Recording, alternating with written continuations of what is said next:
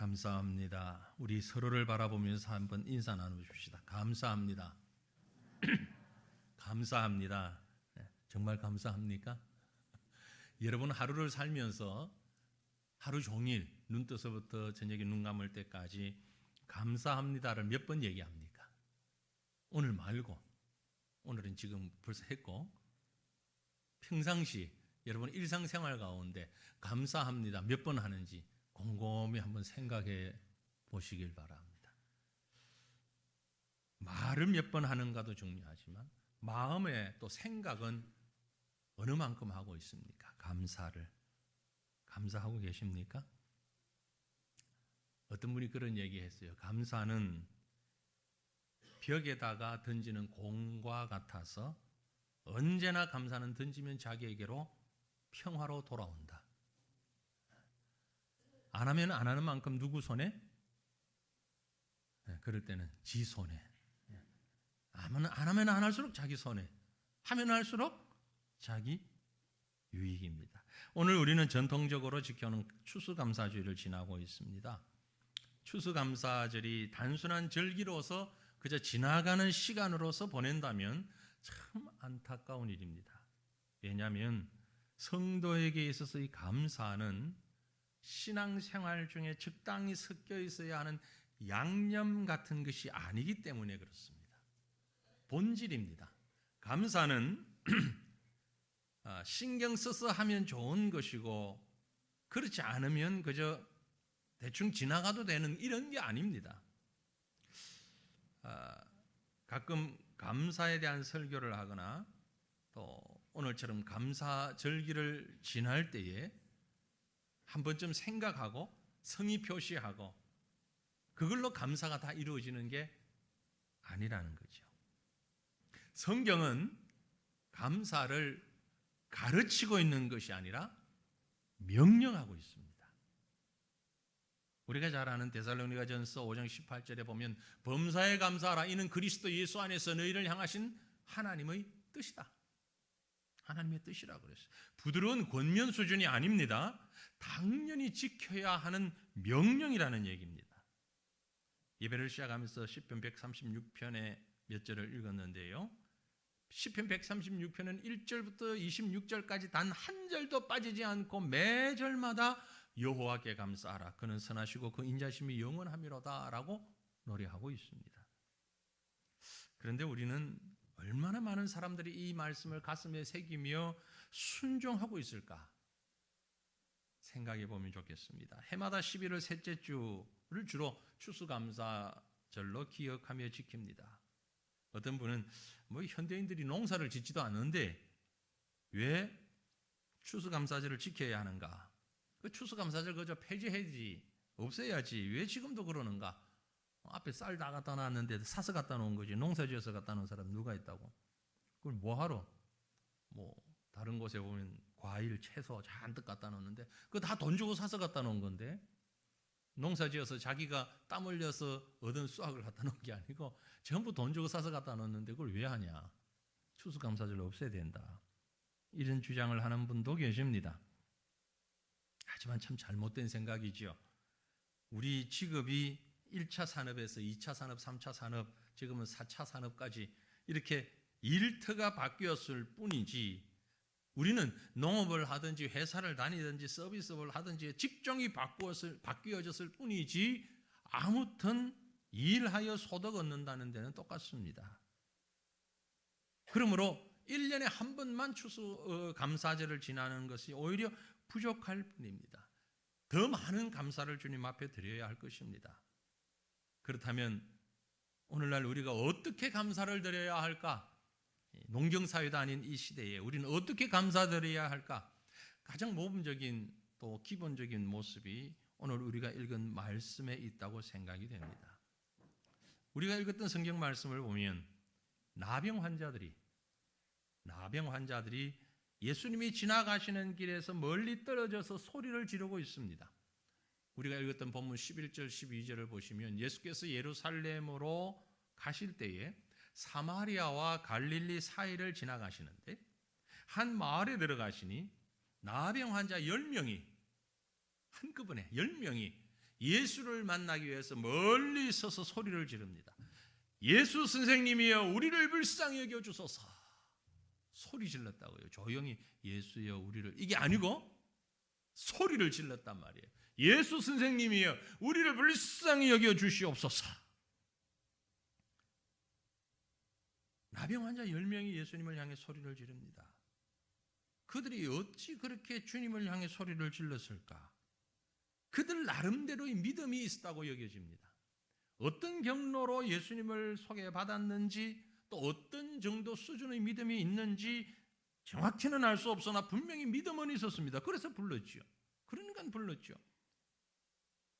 사실 그들은 나병 환자이기 때문에 동네 안으로 들어올 수도 없었습니다. 단지 소문만 들었을 겁니다. 정확하게 누군가 얘기해 줄 수도 없습니다. 그래서 그들 마음에는 그저 우리 이 처참한 상황에서 예수님을 만난다면 뭔가 길이 있을 것이다. 예수님 만나면 소문에 듣자 하니까 많은 질병도 치료하고 죽은 사람도 살린다는데 우리도 고침 받을 수 있지 않을까? 그런 기대를 충분히 할 만합니다. 당시 사회에서 나병은 하늘이 내린 저주의 병이었습니다. 저주의 질병이었어요. 그래서 가족과도 떨어져서 살아야 하고 어딜 가나 위로나 동정은커녕 오히려 멸시당하고 무시당하고 사람들로부터 버려질 수밖에 없는 질병이 나병이라고 하는 그 지독한 질병이었습니다. 그런데 어느 날 예수라는 분이 그 기적을 몰고 다닌다는 사람이 우리가 있는 이쪽을 온다니 마지막 기대를 가지고 한번 찾아와 봤을 수도 있습니다. 그런데 여러분, 이게 웬일입니까? 부르짖는 그들의 마음을 아는지 모르는지 예수 선생이여 우리를 불쌍히 여기소서. 그럼 예수님이 오셔가지고 손이라도 얹어주고 기도라도 하고 뭔가 아주 멋진 메시지라도 한번 던져주고 이러면 좋겠는데 전혀 그렇지 않으셨어요. 본문 14절 보니까 이렇게 기록합니다. 보시고 이르시되 가서 제사장들에게 너희 몸을 보이라 하셨더니 그들이 가다가 깨끗함을 받았다. 정확히 말하면 예수님 앞에서 지금 고침받은 것도 아닙니다. 가서 제사장들에게 보여라. 제사장에게 보이라라는 말은 무슨 의미가 있느냐면은 너희가 다 나았으니, 나을 것이니, 이제 다 나았으니 제사장에게 가서 확인받아라는 얘기죠.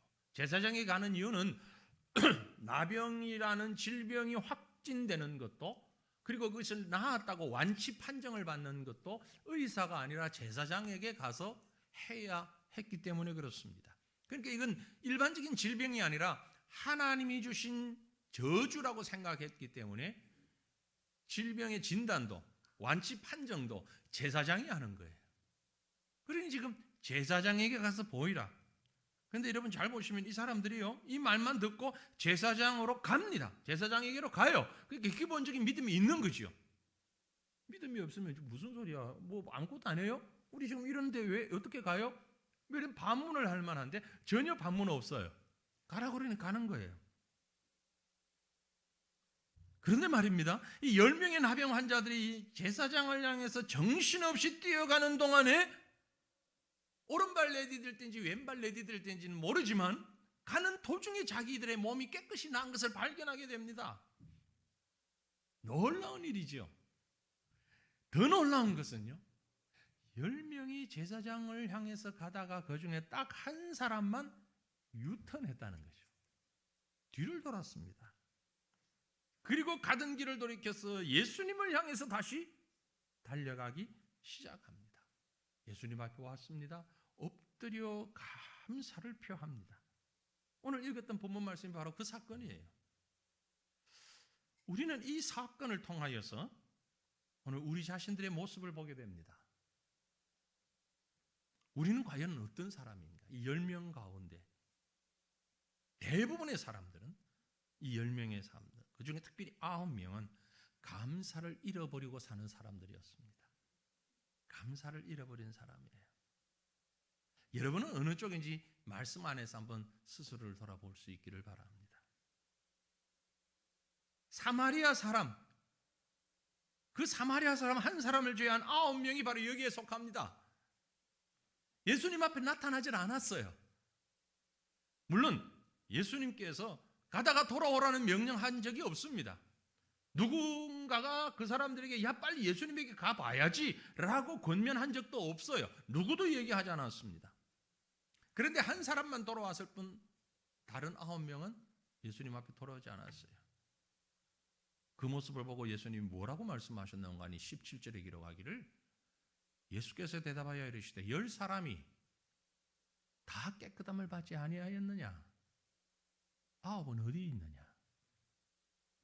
마땅히 드려야 할 감사를 드리지 못하는 이 사람들, 바로 감사를 잃어버린 사람들, 그들은 병이 낫지 않았기 때문에 감사를 잃어버린 것 아닙니다. 감사할 조건이 없었기 때문에 잃어버린 것도 아닙니다.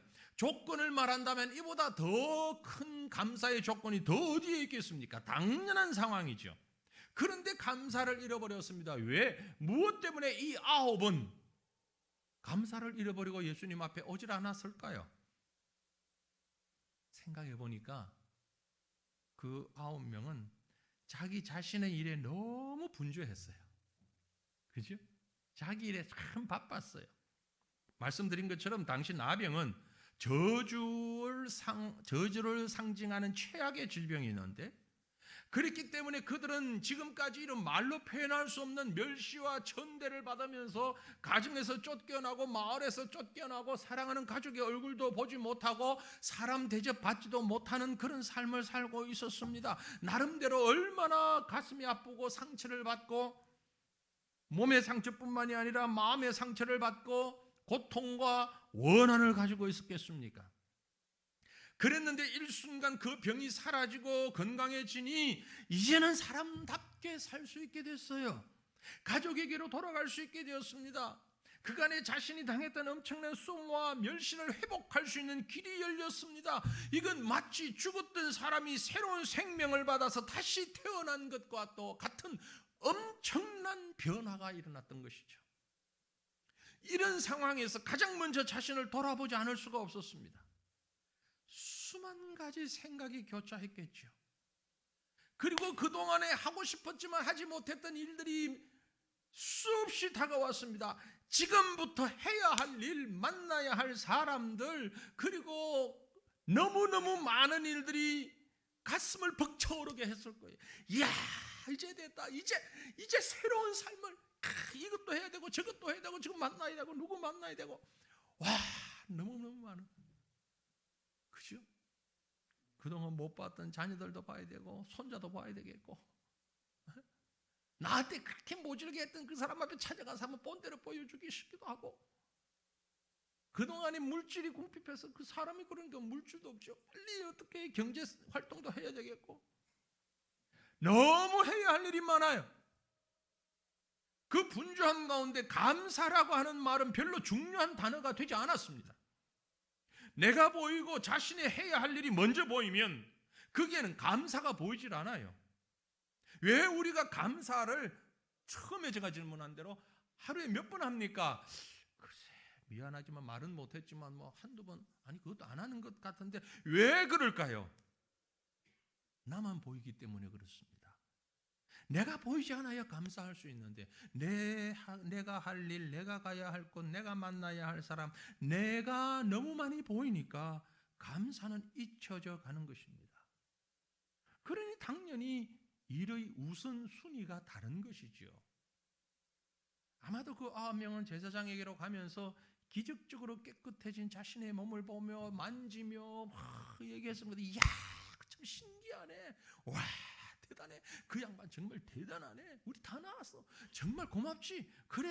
야, 끝내준다. 야, 빨리 가세, 빨리 가세. 그리고 제사장을 향해서 막 달려갔을 것입니다.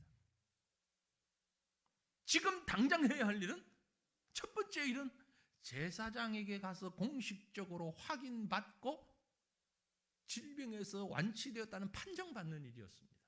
그게 돼야 그 다음에 뭐 사람도 만나고 뭐도 하고 하죠.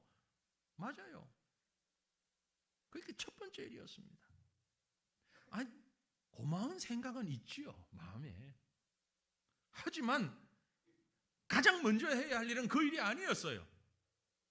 제사장 만나는 일이었고 완치 판정 받는 일이었어요. 여러분, 우리 자신을 한번 돌아보십시다. 남녀노소를 가리지 않고 우리 모두는 이 시대를 살아가는 저를 포함 우리 모두는 너무 바빠요. 그렇죠? 인사합니다. 요즘 많이 바쁘시지요?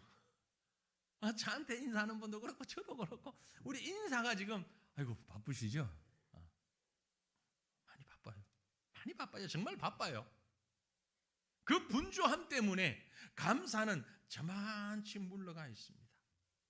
감사의 제목을 얘기하고 추수감사절, 맥주감사절 교회에서 감사를 얘기하라 그러면 이구동성으로 하는 말이 뭐예요? 알죠. 다 알아요. 알죠. 그런데 지금은 더 급한 일이 있어서 나중에 감사할게요. 지금 요 일 끝내놓고 지금 이거 너무 급해요. 빨리 해놓고 이게 뭔 줄 아세요? 만국통상 핑계라는 거예요. 그게 대한민국 사람만이 아니고 온 세계에 사는 모든 남녀노소를 불문하고 동일한 핑계. 이거 바쁜 일이 있어. 이거 먼저 해야 돼. 지금은 때가 물 들어올 때 노져라 한다고 지금 기회 이때 이걸 해야 돼요. 지금 학생이니까 공부하러 가야 되고 직장 가야 하고 돈 벌어야 하고 비즈니스 해야 하고 지금 건강 살펴야 하고 애들 좀 돌봐야 하고 여러 가지 일들이 한두 가지가 아니에요. 그래서 만국통상 핑계라고 말씀드리는 거예요. 사랑하는 성도들이요, 그래서 우리는 감사를 잃어버리고 있지 않습니까?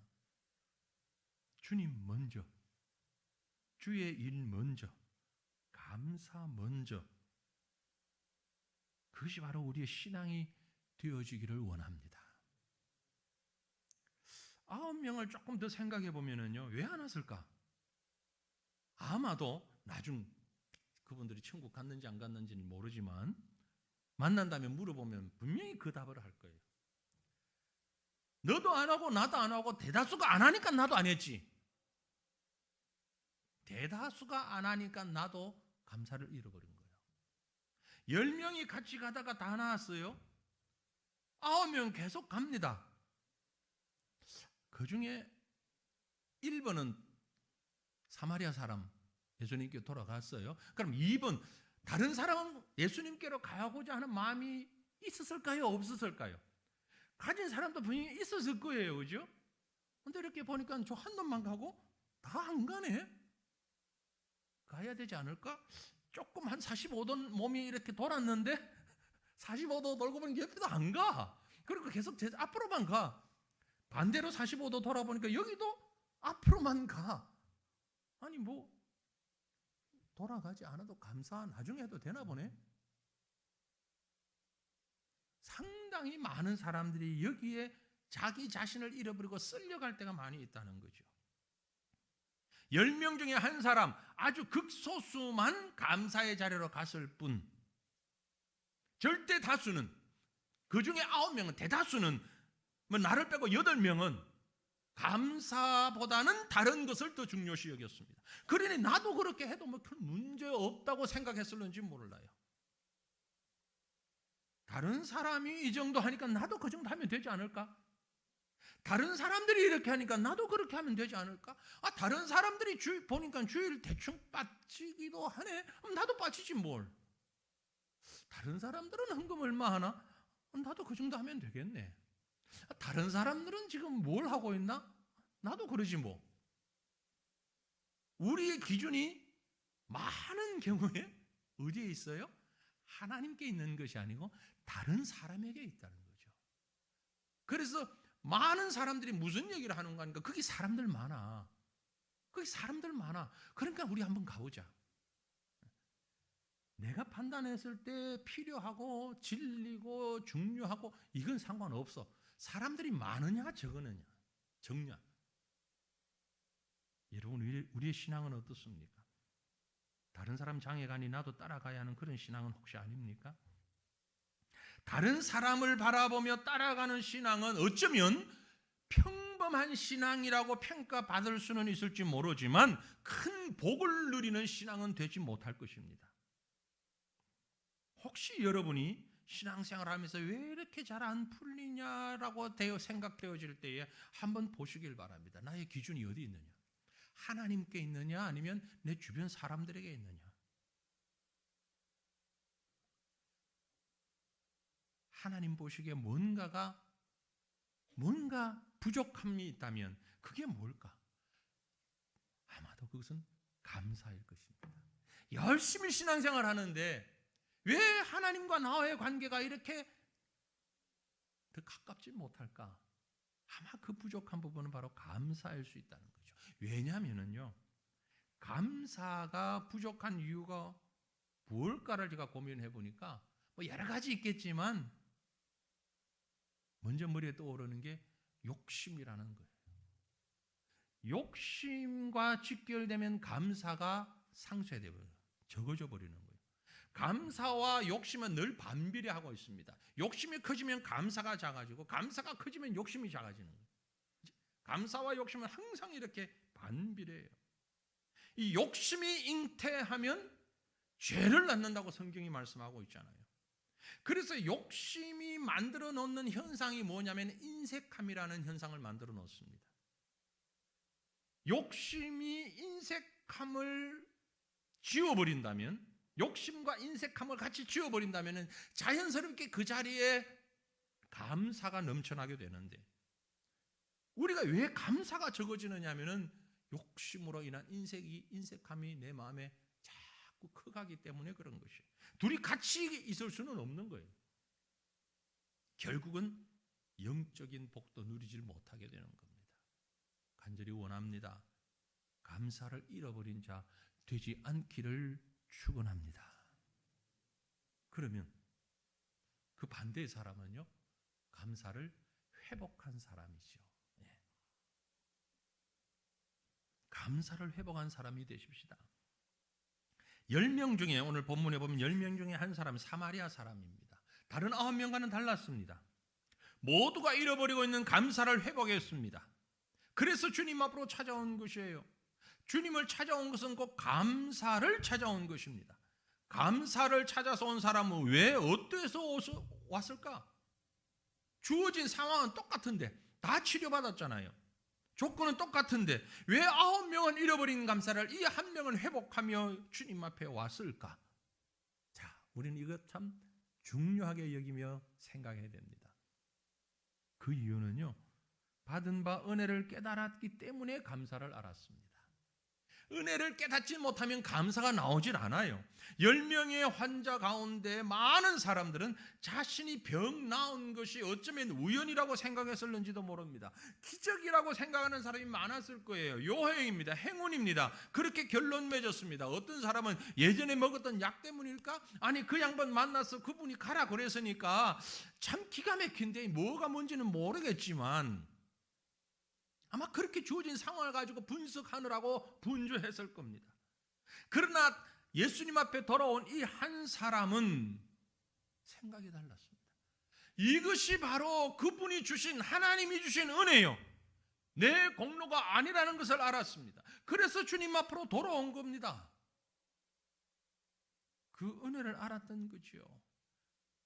돌아와서는 무엇을 했느냐?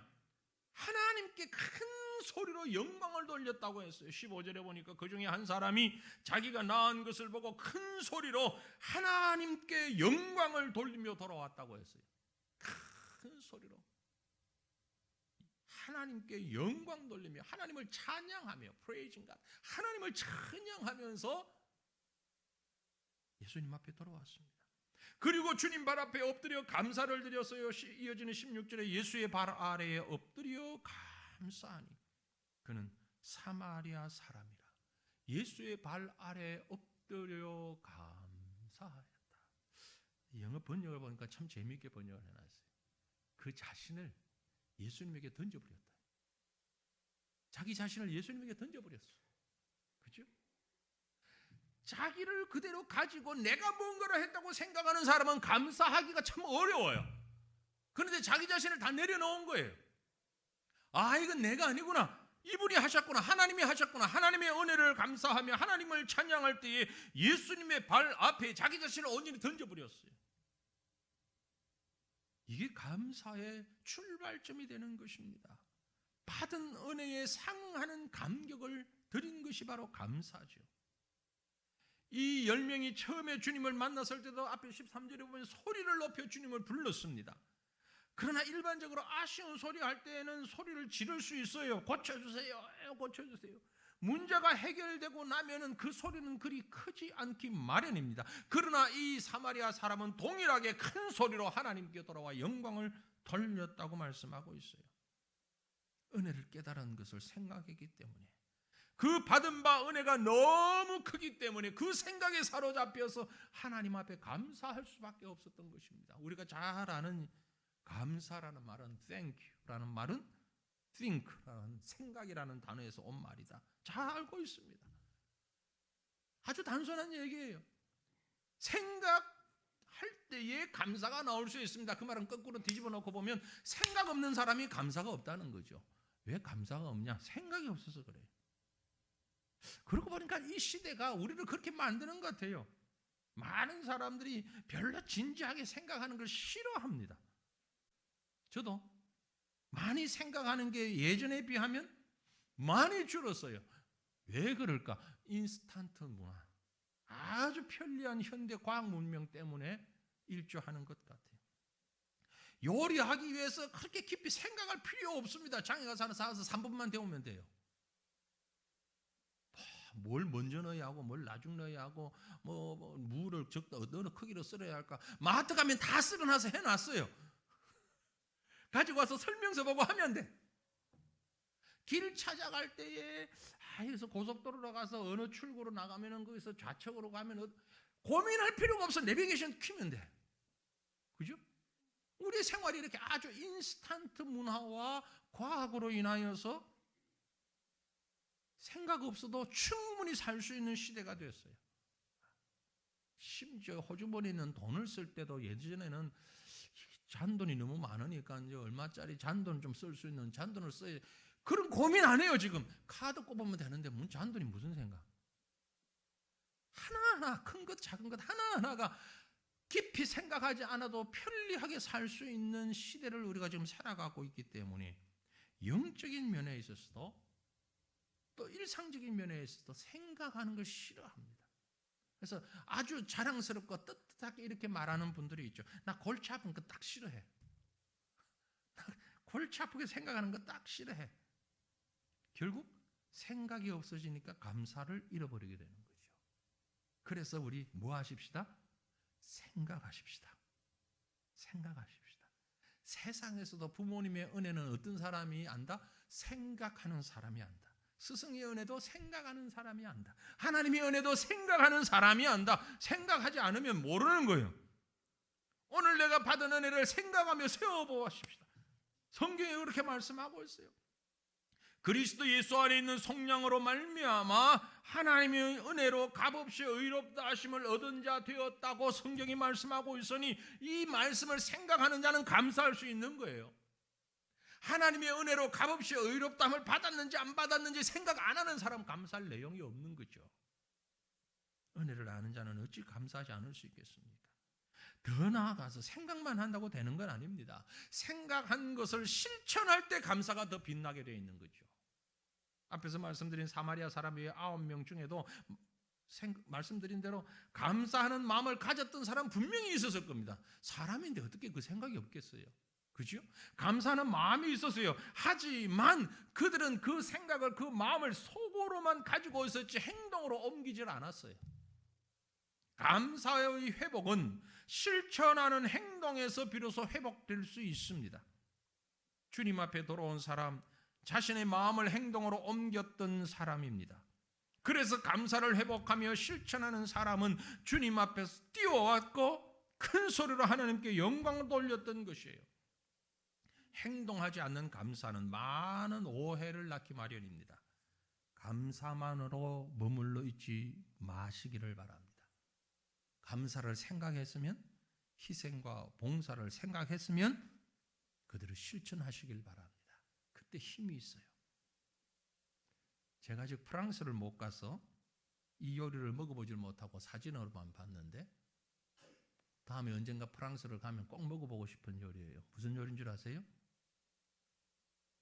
혹시 가서 드셔보신 분 계셔요? 안 가셨구나. 가실 때 저랑 같이 가요. 그레뉴이에라는 탕입니다. 그레뉴이에. 프랑스 사람들이 요리를 아주 즐기고 맛있게 먹는다 그러잖아요. 재료는요? 잘 모르시겠죠. 확실히 안 가셨네. 안 먹어보셨네. 그레뉴이에. 개구리예요. 개구리. 개구리. 근데 이게 그렇게 맛있다네요? 왜 맛있는 거 하니까 요리를 할 때 살아있는 개구리 가지고 요리한대요. 수없이 시도를 했는데 실패를 했답니다. 근데 지금은 아주 잘한대요. 찬물에 개구리를 담고 살아있는 걸 담아가지고 개구리가 제일 좋아하는 물 온도가 15도랍니다. 15도. 15도 되는 물에 딱 담그면 절대 튀어나가지 않고 유유작적 아주 있대요. 가만히 두다가 불을 조금씩 올린대요. 그러면 온도가 올라감에도 불구하고 이 개구리는 케세라세라 노래하면서 가만히 있는 거예요. 너무 좋으니까. 15도에서 조금씩 올라가다가 45도가 되면 완전히 저세상 같대요. 그 온도가. 그 다음에 팔팔 끓여가지고 이렇게 요리를 만든다는, 이게 그레뉴이에라는 요리라는 겁니다. 개구리는요, 평균 점프 실력이 1.5m랍니다. 그러니까 어느 냄비에 담아놔도 불쩍 뛰어 나갈 수 있는 능력이 있음에도 불구하고 나가지 않는다는 거죠. 우리 다 아는 얘기죠. 근데 실제 이런 요리가 있다는 건 모르셨죠. 그레뉴이에. 근데 요리만 있는 게 아니고 제가 찾아보니까 여기서 따온 의학적 용어가 있어요. 그레뉴이의 증후군이라는 게. 그레뉴이의 증후군. 다른 말로 얘기하면 비전 상실 증후군. 영어로 뭐라고 그랬어요? boiled frog syndrome. 끓는 물 안에 있는 개구리 신드롬. 그게 비전 상실 증후군. 아주 기가 막히게 번역했잖아요. 개구리가 뭐가 없다? 비전이 없다. 다른 말로 생각이 없다. 생각 없는 개구리는 뭐가 된다? 요리가 되어버리고 만다. 우리 가운데 이 boiled frog 신드롬에 지금 걸려있는 질병이에요. 질병, 증후군이라는 건 일종의 질병으로 얘기하는 거죠. 변화를 외치면서 행동하지 않고 있다가 회복하기 어려운 지경에 빠지는 사람이 우리 주변에 얼마나 많이 있습니까? 이런 사람들은 바로 비전 상실 증후군에 걸린 사람들이에요. 생각보다 많이 있습니다. 비전 상실 증후군이. 생각은 쉽지만 행동이 어렵다는 것이죠. 생각은 쉽고 행동은 어려운데 세상에서 가장 어려운 게 뭐냐? 생각한 것을 행동으로 옮기는 것이다. 괴테라는 사람이 그런 얘기를 했다 합니다. 우리 모두는 자기만의 안전지대를 가지고 있기 때문에 그곳에 머물고 싶어하는 본능을 가지고 있어요. 그래서 새로운 것에 대한 실천에 대한 두려움이 있다는 것입니다. 어떻게 두려움을 극복할 것입니까? 용기를 가지고 행동해야 합니다. 두려움을 극복할 때에 비로소 행동할 수 있는 것이죠. 어떻게 사랑할까? 어떻게 희생할까? 어떻게 봉사할까? 어떻게 감사할까? 생각만 하는 자가 아니라 행동하는 자가 되기를 바랍니다. 보일드 플로우 신드롬에서 갇혀 있지 않은 우리의 신앙이 되기를 간절히 바랍니다. 수영을 못하는 사람이 수영을 잘하게 되려면 어떻게 해야 할까요? 물에 들어가야 됩니다. 뭐 어려운 거라고 그렇게 대답을 못하셔요? 수영 못하는 사람이 잘하려면 물에 들어가야 돼요. 제가 아주 친구 선교사님, 잘하는 선교사님 가운데 모든 걸 책으로 배운 분이 있어요. 모든 걸 책으로 배웠대. 수영을 하는데 희한하게 어디서 배웠냐면 책으로 배웠대. 연애 편지도 책 보고 썼대요. 모든 걸 책으로만 하는데 할 수 있는 게 책 보고 하는 것밖에 몰라. 여러분 수영 잘하고 싶으세요? 어디 가야 된다고요? 물에 들어가야 된다고요. 문제를 해결하고 싶으세요? 그 문제 속에 들어가야 된다고요. 실천해야 된다고요. 행동해야 된다고요. 그게 감사가 회복되는 아주 중요한 길임을 잊지 마시길 바랍니다. 마지막으로 오늘 본문에 보면 이렇게 감사가 회복되어질 때에 그 결론은 구원의 믿음으로 이어진다는 사실을 말씀하고 있습니다. 다시 본문 돌아가 봅시다. 돌아와서 엎드려 감사한 사람에게 예수님은 더 엄청난 선물을 주셨습니다. 무슨 선물요? 19절 보세요. 그에게 이르시되 일어나 가라. 내 믿음이 너를 구원하였느니라. 네 믿음이 너를 구원하였느니라. 정말 엄청난 축복입니다. 10사람이 나병이 똑같이 낫는 복을 받았지만 실제는 엄청난 차이가 있습니다. 9명은 단지 육신만 깨끗함을 받았습니다. 그 육체는 잠시 후면 다 썩어질 겁니다. 10년 후인지 20년 후인지는 모르지만 일정 시간 지나면 그 육체는 나병이었든 아니었든 똑같은 모습으로 흙으로 돌아버리고 말 거예요. 하지만 이 한 사람, 감사를 회복한 한 사람은 육신을 고친 것뿐만이 아니라 영원히 썩지 아니할 영혼이 구원받는 복을 받았습니다. 이 엄청난 차이죠. 감사를 회복한 자에게 주어진 은혜입니다. 여러분, 감사와 불평은 언제나 우리 앞에 두 문을 활짝 열어놓고 있습니다. 어느 것을 선택하는가에 따라서 우리가 받은 은혜는 육체적인 것에만 머물 수도 있고 영적인 것으로 더 큰 은혜와 복을 누릴 수도 있는 것입니다. 감사를 생각하시길 바랍니다. 감사를 기억하시길 바랍니다. 주님이 우리에게 주시는 영적인 은혜가, 영적인 축복이 뒤따를 것이기 때문에 그렇습니다. 요즘 집에서 반려동물을 많이 키우는데 강아지를 키우는 사람, 고양이를 키우는 사람이 있는데 강아지와 고양이는 본질적으로 다르다 그래요. 뭐가 다른 거 아니까 뭐 생긴 것, 하는 행동도 다르지만 생각 자체가 다르대요. 강아지는요 10가지를 잘못해줘도 한 가지 잘해주면 꼬리를 찰랑찰랑 흔든대요. 그래서 사람들이 강아지를 많이 키우는 거예요. 고양이란 녀석은요 10가지를 잘해주다가 한 가지 못해주면 그 못해준 거 가지고 삐진대요. 그래서 새처럼해가지고 안 오고 그런대요. 그래서 고양이보다 강아지를 더 많이 키운대요. 그 말을 듣고 나니까 우리 신앙도 고양이 같은 사람도 있고 강아지 같은 사람도 있는 것 같아요. 맨날 은혜를 누리고 잘 하다가도 한 가지 딱 문제 걸리면 그만 낙심하고 시험에 드는 사람이 있는가 하면 시험에 들만도 한데 힘들만도 한데 한 가지 감사한 일이 있으면 그 감사 붙잡고 더 큰 은혜를, 더 큰 축복을 받는 분도 계신 것 같아요. 여러분, 감사할 줄 아는 자에게 하나님의 더 큰 사랑과 영적인 축복이 임하게 된다는 사실을 믿으시길 바랍니다. 말씀을 맺습니다. 사랑하는 성도들이여, 자기 일에 분주하며 뛰어가던 9명과 같은 삶을 살기 원하십니까?